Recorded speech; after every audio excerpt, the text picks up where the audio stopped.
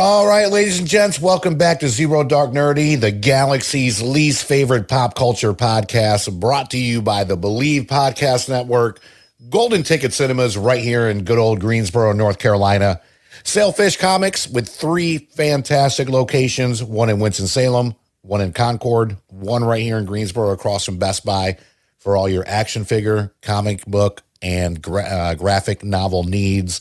And, of course, Pro Cover Exteriors for all your window, siding, and roofing needs. This is your boy, Brian, a.k.a. El Nino, and today I'm joined with... Caleb Featherman. Excellent. Caleb, welcome to the podcast. So today's episode has been a long time coming, and a lot of it's been my fault. I had some health issues and all kinds of stuff going on, but Caleb is a good buddy of mine. We work together over at Tech Systems. And I do have to give a big shout out to my boy, Sam Klein, because he was the one that originally put me on to the Warhammer universe. So we are going to be talking about all things Warhammer. I'm going to be talking to Caleb about how he got into it, how long he's been playing, how long has Warhammer been around, and most importantly, a lot of the questions that I get asked. And we do have a D&D episode coming up, probably maybe in December, probably early January, is... You know, these games can be intimidating, and people want to know, like, what are the first steps I should take? How should I get into it? Where should I go? So we're going to be covering all that stuff. So, Caleb, welcome to Zero Dark Nerdy, my friend. And, let's just kind of start off with, you know, how did you get into the whole world of Warhammer? And, how long have you been playing? Yeah, man. Thanks again for having me on. First and foremost, glad you're doing better, man. Appreciate it. Health above everything else. So I've been getting into Warhammer in Warhammer 40K because those actually there's 2 different things there. You actually have a Warhammer universe and a Warhammer 40K, and I got into Warhammer first a couple years ago. I want to say 2022. Okay. It was a game called Warhammer Vermintide. It was actually the second one in that series that my good buddy, who is like mega Warhammer 40K, Warhammer like nerd, like this dude. I mean, he knows just about everything about it. It feels like he got me into it, and it was just a good time. It's a good hack and slash. It's very similar to the Left 4 Dead games. If you ever played those. It's basically a Left 4 Dead game just skinned as Warhammer. All right. And so that's where I really got into that. And then about a year ago, about a year and a half at this point, I want to say, was when I dipped my toe into the Warhammer 40K universe. Okay. In the game Warhammer Darktide. Which again it's actually plays very similar to the Vermintide 2 game that I got started with. All right. And that's kind of where I got started with those. Okay. All right. Excellent. So as you got started with them, now are these actual video games or are these board games? So they're both. So the Vermintide game and the Darktide game, they're video games. Okay. But the Warhammer and 40K also have tabletop aspects. Oh, okay. So 40K is the one that I'm a little bit more familiar with the tabletop and like how popular it is. Mm-hmm. Like Warhammer came out in '83. Oh wow! I didn't know it's been around that long. Oh yeah, it's been around for a while because back in the early '80s, that's when a lot of those kind of like the Warhammer games, D&D. All those really started to kind of come out of the woodworks and like slowly gain traction. And then a couple of years later is when the 40K came out in '87. And that came out as kind of like the sci-fi counterpart to the Warhammer series. All right. But one of the big differences is Warhammer's, that kind of fantasy, medieval, kind of dark fantasy kind of setting, whereas the 40K universe, it's futuristic, sci-fi, still kind of got that dark fantasy aspect to it, but it's called 40K because it's in the 41st millennium. Gotcha. So that's where the 40K comes from there. But yeah, so that's they both got tabletop, but the 40K is the one, at least now that I've seen, has gotten a lot more popular. Okay. Okay. Now, between games like this and, say something like Magic the Gathering, what would be the big difference? Like, is it more Magic the Gathering is card based, or this is more like the figurines and things like that? Or Yeah, but like pretty much spot on. Yeah, okay. Magic the Gathering is, straight up cards and stuff. When you get to the tabletop, it's if you're familiar with Dungeons and Dragons and kind of how that plays, Okay. it's very similar to that. If you were to take just the combat portion from D&D Okay. and roll that over into the tabletop game, that's essentially what the Warhammer 40K, everything I've seen on the tabletop is pretty much that. Except instead of how in D&D you're playing an individual character, Mm-hmm. in 40K you're controlling an army. Gotcha. So Gotcha. it's very tactical and strategic. You're actually like having to position units around and move them, and they have all sorts of different game modes. Like, it's over the years, it's become very intricate and vast. Sure. So as you were getting into it, whether the board top or the video games, was there a specific place that you would go to, whether, and I know you came here to North Carolina from Florida, but other specific shops that you want to give a shout out to where you were, kind of getting your bearings about you and really kind of diving in a little bit more into the Warhammer universe? So for me, it was a lot of like my friend group Okay. is where, I mean, between both D&D and Warhammer, like Mm-hmm. pretty much everything I was introduced to through friends.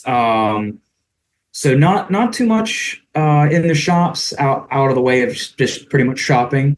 Okay. Gotcha. But yeah, my buddy Ben, he's an old buddy of mine from our time in the Marines together.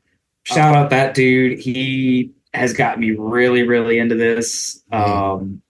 Like, as we're just going through like the newest one, Space Marines 2 that dropped. Okay. Like, even as we played through that, he's just like, "Oh my god, is that that kind of enemy? Is that a Titan?" And I'm like, "Sure, dude. I don't know, man. You're the wizard behind this, man. You know all this."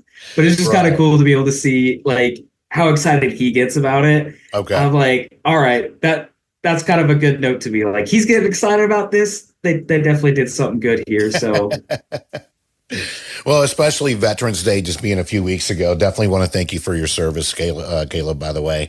Just to get that out there. I meant to start off the show that way. But, again, I have nothing but respect to everyone that's either still serving or has served for us. And thank you so much for all you've done, my friend. I appreciate that, brother. Yeah, of course.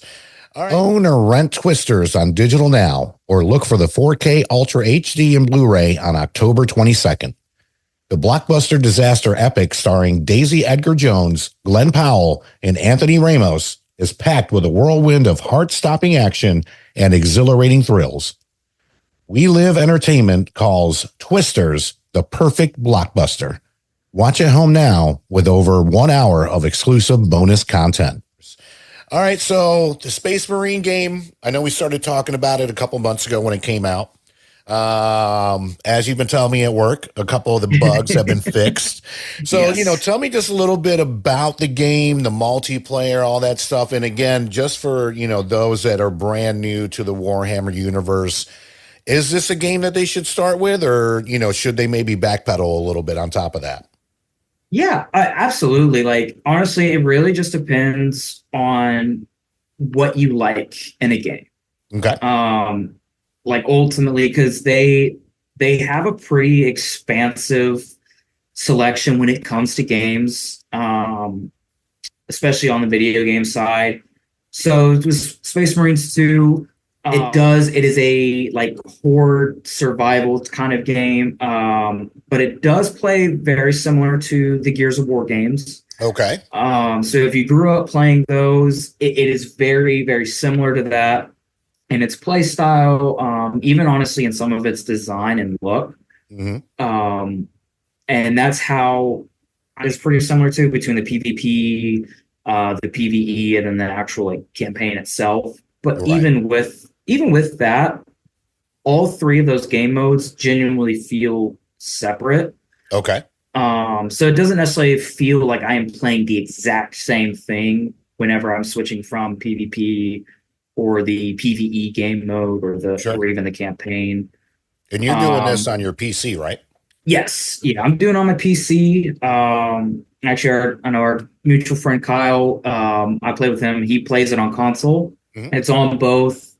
Yeah, it's really fun. The campaign again. It's if you've been into the Warhammer 40K, like I mentioned, my buddy before, like really just nerding out over all these like Easter eggs that they're throwing in. Sure. Sure. They really like the developers did a really good job of staying true to the story of Warhammer 40K. Okay. The operations game mode, they've I know that's one of the things we kind of talked about, off and on a little bit in the past. I feel like they've gotten it to a really good place now where the difficulty settings that they have on it are really balanced. So Okay. if you really want to feel like you're just that super jacked, overpowered space marine, Sure. you can do that on the that first difficulty or even that second difficulty. Yeah. Not really feel too much of a challenge on those. Okay. But if you want to challenge yourself, if you're that kind of quote unquote hardcore gamer that likes to really challenge yourself, Yeah. and kind of give yourself a skill check, you can absolutely do that too. You don't have to feel like it's a cakewalk. Well, that's what we have difficulty settings for. Gotcha. So you can, you just keep stepping it up until you kind of almost hit a wall and you're like, oh crap, like I'm getting my butt beat. Yeah. I gotta kind of have to learn how to maneuver around this. So they did a fantastic job, especially when it's some of the more recent patches where they've kind of fixed the scaling of those. Because they did have a couple of issues with that early on with one of the earlier patches they had. Okay. But yeah, it's been so fun. It's kind of a meme going around on the Space Marine 2 community of I spend an hour playing Space Marines 2. I spend 40 minutes of it playing dress up with my Space Marine. Nice. Now, with the you said 40K, right? That's the Yeah. So, in terms of the games as well as the tabletop, is that pretty much where it's at now? Are they doing anything as far as the old school, like, lack of a better term, World of Warcraft, more Magic, Wizardry stuff, or is it all pretty much 40K and up? So they're pretty much split apart. Okay. So they kind of the fandom has, at least from what I've seen, are one way or the other.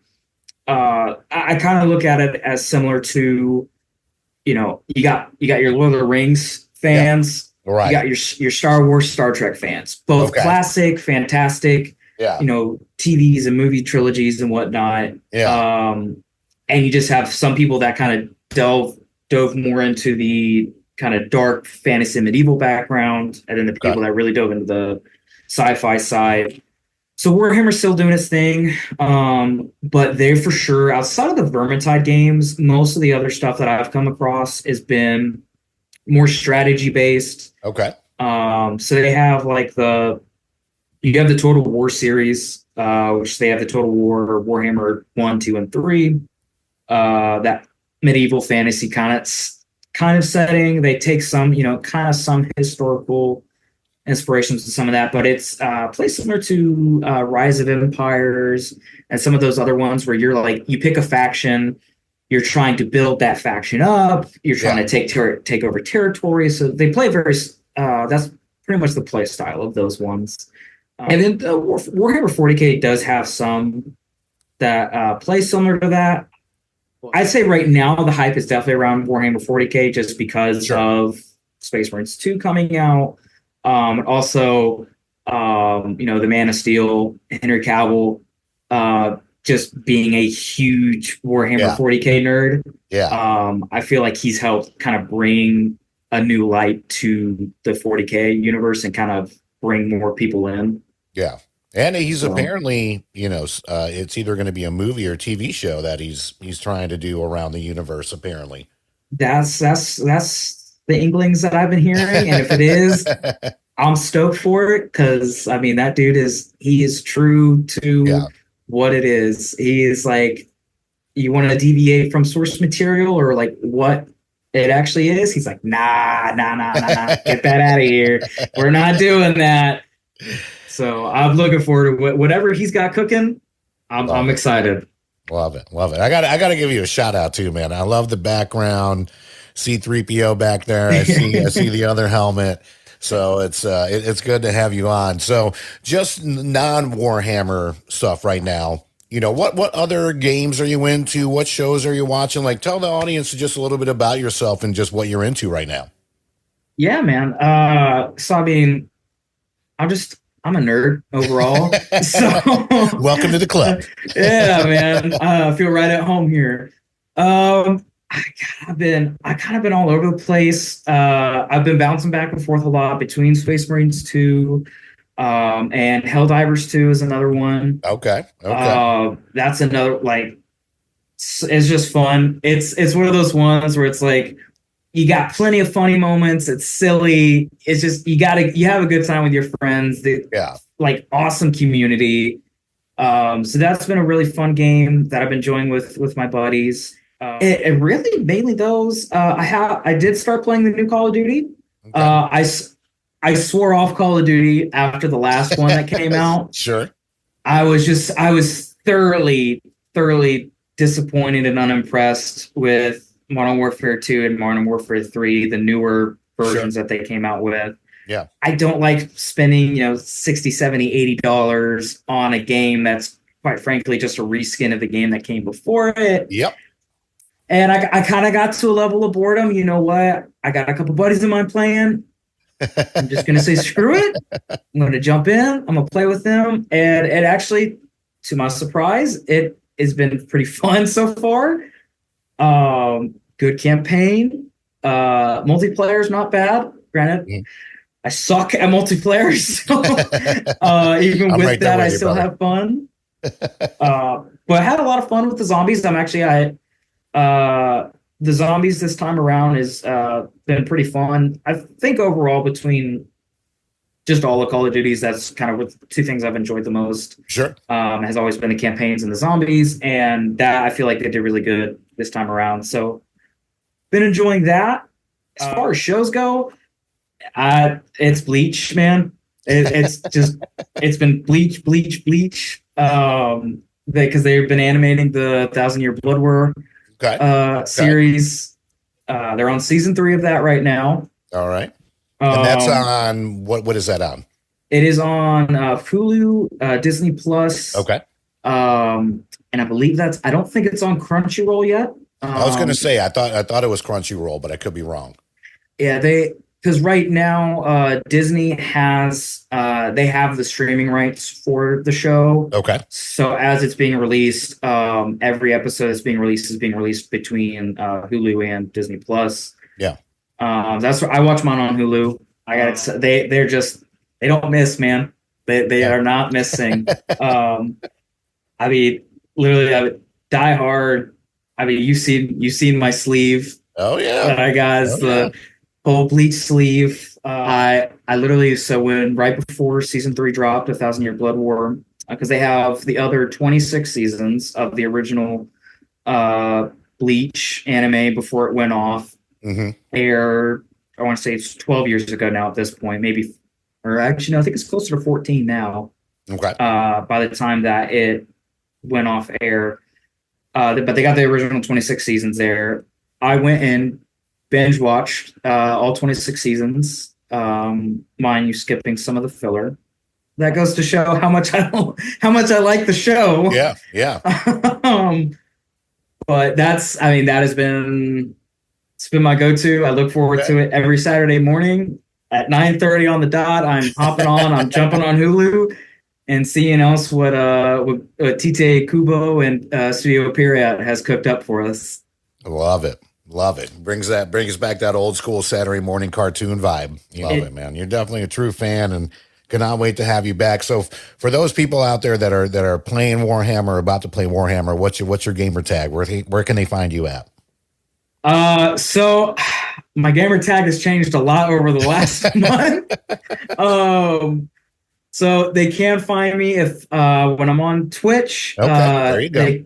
They can find me at Grim Viper 308. If they just want to join up, if they need help going through the operations, because at this point I got a couple max level characters. So if you need to grind out some of those harder, difficult missions, I got you. Okay. Right now, my name I haven't changed it yet because Thanksgiving hasn't come to pass yet. So for the time being, it is the Gobble Father. There you go. Love it. Caleb Featherman out there, ladies and gentlemen. Thank you so much for joining us. Hang out with us for just a little bit while I do these outros. Again, a big shout out to Believe Podcast Network, Golden Ticket Cinemas right here in Greensboro, Sailfish Comics, Concord, Winston-Salem, and of course, Greensboro, North Carolina, and our good friends over at Pro Cover Exteriors for your window, siding, and roofing needs. On behalf of everyone at Zero Dark Nerdy, this is your boy Brian, and we'll see you next time. Peace.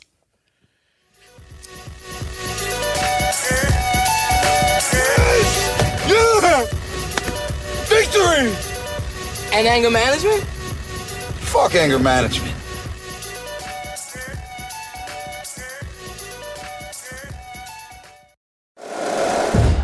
Hey everybody, I'm Trevor Sikkema, host of the PFF NFL show, here to tell you what you can find on all of our shows throughout the week. On Mondays, we have the Grade Release Show, where myself and Dalton Washman break down every single game that you just saw in the NFL. On Tuesdays, we have the Quarterback Breakdown with Seth Galina. On Wednesdays, we've got the Rookie Review with John Ledyard and the preview for the upcoming week in the NFL. So make sure you are subscribed to the PFF NFL show wherever you get your podcasts.